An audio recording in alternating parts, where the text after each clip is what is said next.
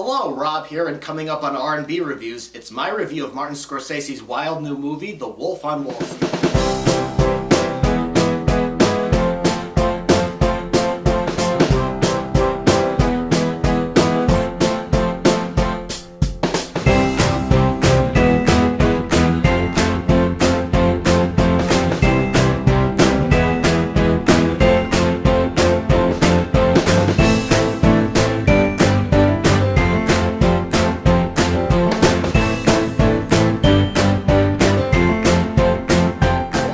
Street is up for several Oscar nominations, including Best Picture, Director, and Leading Actor, and in my opinion, rightly so.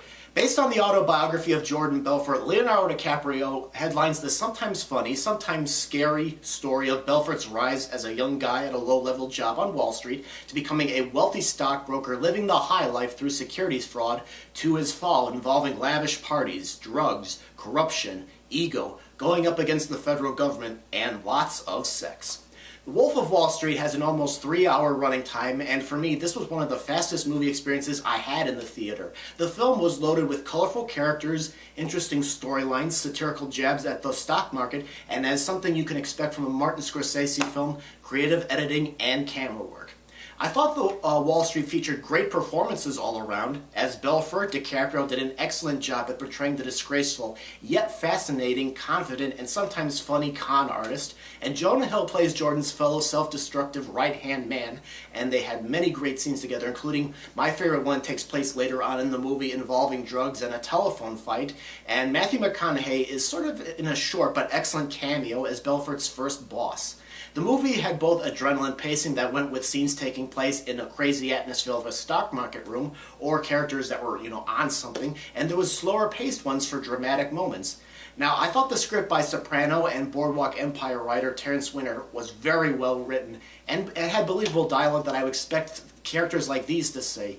Many people have criticized The Wolf on Wall Street for glamorizing corruption, but I think it shows the downfalls of it. At first, it seems like these characters are, having fun, getting away with everything, but over time, Jordan and his crew can be very self-centered, arrogant buttholes, and there's a lot of consequences that go along with it later on.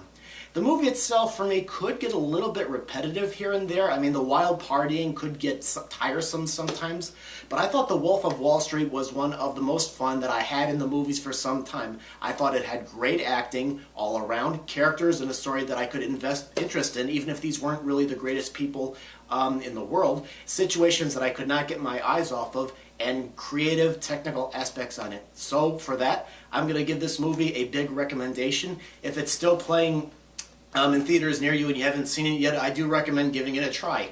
Alright, so I'm going to go ahead and open the floor to you then.